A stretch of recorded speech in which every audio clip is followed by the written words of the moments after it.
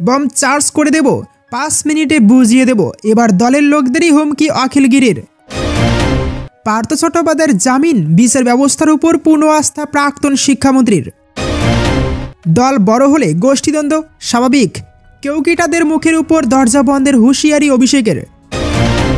Ration দুর্নীতি মামলায় জামিন জ্যোতিপ্রিয় মল্লিকের, 14 মাস পর জেল মুক্তি।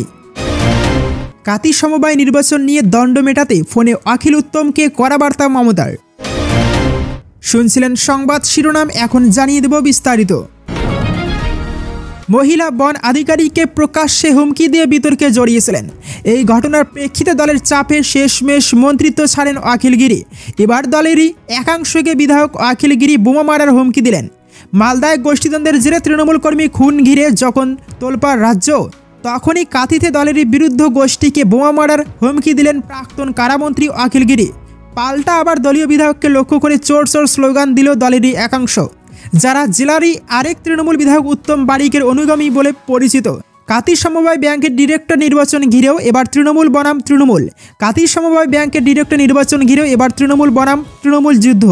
108 আসনের কাতি সমবায় ব্যাংকে 101টি আসন পেয়ে জিতেছেন তৃণমূল সমর্থিত প্রার্থীরা। তাদের মধ্যে থেকেই 15 জন বসবেন ডিরেক্টর পদে। কিন্তু ডিরেক্টর নির্বাচন কিভাবে হবে সেই নিয়ে তৃণমূলের অন্দরে তৈরি হয়েছে মতানৈক্য।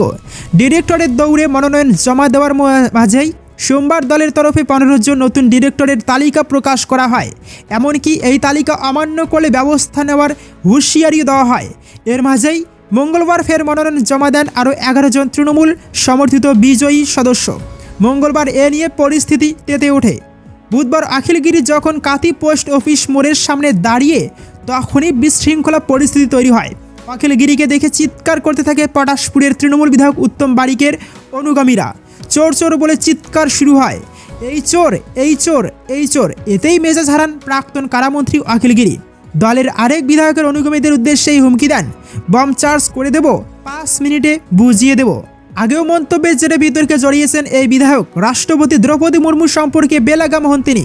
দেশের প্রথম আদিবাসী রাষ্ট্রপতি সম্পর্কে কুরুচিকর কথা বলে নিন্দিত হন তিনি।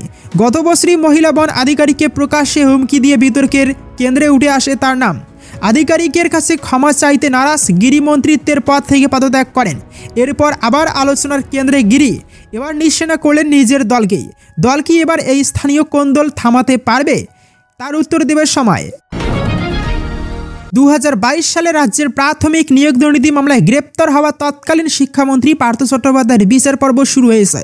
প্রায় 3.5 বছর পর কলকাতার বিশেষ ইডি আদালতে এই বিচার পর্ব শুরু হলো। বিচার প্রক্রিয়ার নতুন পর্যায়ে সাক্ষ্য গ্রহণও শুরু হয়েছে এবং এদিন আদালতে নিজেকে নির্দোষ দাবি করেছেন পার্থ চট্টোপাধ্যায়। 2022 সালের জুলাই মাসে রাজ্যের প্রাক্তন শিক্ষামন্ত্রী পার্থ চট্টোপাধ্যায়কে গ্রেপ্তার করে ইডি। গ্রেপ্তারের পরেই রাজ্যের শীর্ষ তৃণমূল নেতৃত্ব তাকে দলের সব পদ থেকে সরিয়ে দেয়। একই সময় তার ঘনিষ্ঠ বন্ধু এবং অভিনেত্রী অর্পিতা মুখোপাধ্যায়ের বাড়িতে তল্লাশি চালানো হয়, যেখানে কোটি কোটি টাকা এবং গয়না উদ্ধার করা হয়। এরপর তাকেও গ্রেপ্তার করা হয়। কিছুদিন আগে এই মামলায় জামিন পেয়েছেন অর্পিতাও। ইডির অভিযোগ অনুযায়ী দুর্নীতির চক্রের অন্যতম মূল ভূমিকা পালনকারী হিসেবে চিহ্নিত হয়েছেন পার্থ চট্টোপাধ্যায়।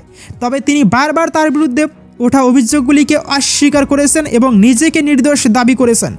তার মতে এই মামলার পিছনে রাজনৈতিক উদ্দেশ্য থাকতে পারে। 2024 সালের ডিসেম্বর মাসে সুপ্রিম কোর্ট পার্থ চট্টোপাধ্যায়কে জামিন দেয়। তবে এই জামিন শর্ত সাপেক্ষে দেওয়া হয়েছে। সুপ্রিম কোর্ট জানিয়েছে যে 1 ফেব্রুয়ারির মধ্যে চার্জ গঠন প্রক্রিয়া শেষ করতে হবে এবং সাক্ষীদের বয়ান গ্রহণ করতে হবে। এরপরে বিচার প্রক্রিয়া শুরু হয় এবং সাক্ষ্য গ্রহণ শুরু হয়ে যায়। বিচার পর্ব শুরুর সময় আদালতে দাঁড়িয়ে পার্থ চট্টোপাধ্যায় বলেছেন, বিচার ব্যবস্থার উপর আমার পূর্ণ আস্থা রয়েছে। আমি বিশ্বাস করি একদিন সত্য সামনে আসবে। অর্পিতা মুখোপাধ্যায়, যিনি পার্থ চট্টোপাধ্যায়ের ঘনিষ্ঠ বন্ধু হিসেবে পরিচিত, কিছুদিন আগে এই মামলায় জামিন পেয়েছেন। জামিনের পর তিনি বর্তমানে মুক্ত আছেন। পার্থ চট্টোপাধ্যায়ের বিরুদ্ধে অভিযোগের নেপথ্যে বিশাল দুর্নীতির চক্র গড়ে তোলার অভিযোগ করা হচ্ছে। যদিও ইডি প্রমাণপত্র ও সাক্ষ্য উপস্থাপন করতে চেষ্টা করছে, পার্থ চট্টোপাধ্যায় এবং তার আইনজীবীরা নিয়মিত দাবি করে আসছেন যে তিনি নির্দোষ। আদালতে সাক্ষ্য গ্রহণ এবং চার্জ গঠনের প্রক্রিয়া এখন চলছে, যা মামলার ভবিষ্যৎ নির্ধারণ করবে। এই মামলার পরিণতি শুধু পার্থ চট্টোপাধ্যায়ের জন্যই গুরুত্বপূর্ণ নয়, বরং রাজ্যের রাজনীতি এবং প্রশাসনিক ব্যবস্থার দীর্ঘমেয়াদী প্রভাব ফেলবে। মালদহের তৃণমূল কাউন্সিলর খুন হওয়া নিয়ে মুখ খুললেন অভিষেক বন্দ্যোপাধ্যায়। ফলতার সেবাশ্রয় শিবির থেকে তৃণমূলের সর্বভারতীয় সাধারণ সম্পাদক বললেন, দল বড় হলে গোষ্ঠীদ্বন্দ্ব স্বাভাবিক। এদিন সেবাশ্রয় শিবিরের সাফল্য নিয়ে তার ভাল লাগার কথা জানিয়েছেন অভিষেক বন্দ্যোপাধ্যায়। দাবি করেছেন, এই স্বাস্থ্য ক্যাম্পে হাজার হাজার মানুষের যে পরিষেবা পেয়েছে তা অভূতপূর্ব। পাশাপাশি মেদিনীপুরের স্যালাইন কাণ্ড নিয়ে অবস্থানে স্পষ্ট করে বলেছেন, দোষীদের চিহ্নিত করে কঠোরতম শাস্তি দেওয়া উচিত। এরপরই দলীয় ভাগাভাগি, মারামারি এবং পুলিশের নিষ্ক্রিয়তা নিয়ে প্রশ্ন করা হয় তাকে। তিনি বলেন, একটা দল যখন বড় হয় তখন গোষ্ঠীদ্বন্দ্ব স্বাভাবিক। গোষ্ঠীদ্বন্দ্ব কি বিজেপিতে নেই? গোষ্ঠীদ্বন্দ্ব কি সিপিএমে ছিল না?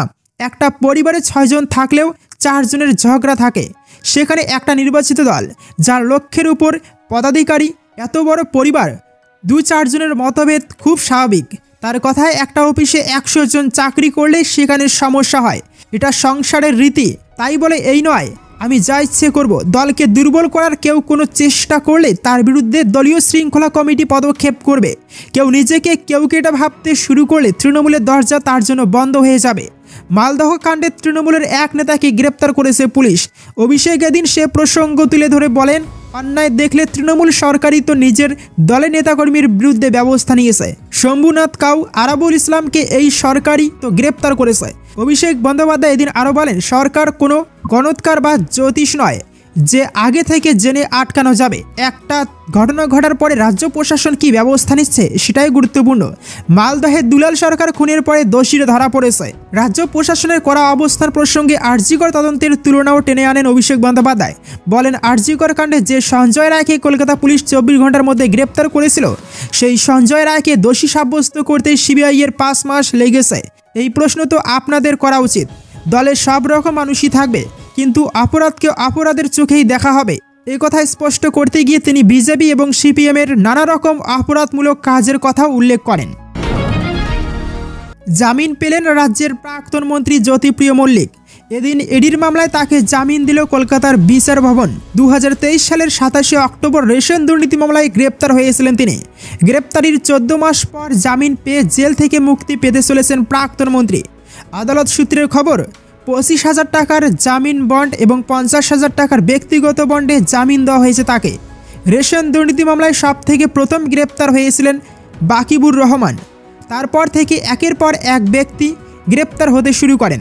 সেই তালিকাতে ছিলেন প্রাক্তন খাদ্যমন্ত্রী জ্যোতিপ্রিয় মল্লিক। 2023-এর 27 অক্টোবর রেশন দুর্নীতি কাণ্ডে সল্টলেকের বাড়ি থেকে জ্যোতিপ্রিয় ওরফে বালুকে গ্রেপ্তার করেছিল ইডি। তারপরেও বেশ কিছুদিন রাজ্য মন্ত্রিসভার সদস্য হিসেবে রেখে দেওয়া হয়েছিল তাকে। পরে মল্লিক পরিবারের অনুরোধেই তাকে মন্ত্রিসভা থেকে সরিয়ে দেওয়া হয়। গ্রেপ্তার হওয়ার পর অসুস্থ হয়ে পড়ায় ভর্তি হয়েছিলেন এসএসকেএম হাসপাতালেও। রেশন দুর্নীতি মামলায় এর আগেও জামিন পেয়েছেন চালকল ব্যবসায়ী বাকিবুর রহমান, বনগাঁর প্রাক্তন পুরপ্রধান শঙ্কর আঢ্য ও ব্যবসায়ী বিশ্বজিৎ দাস। এর আগে একাধিকবার জামিনের আবেদন করেছিলেন জ্যোতিপ্রিয় মল্লিক, তবে জামিন মিলছিল না বালুর। বিরোধিতা করেছিল ইডি। অভিযোগ, মেয়েকে হাসপাতালে বসে চিঠি লিখেছিলেন জ্যোতিপ্রিয়। ইডি সূত্রে খবর, তাতেও টাকার লেনদেন সংক্রান্ত বেশ কিছু তথ্য লেখা ছিল।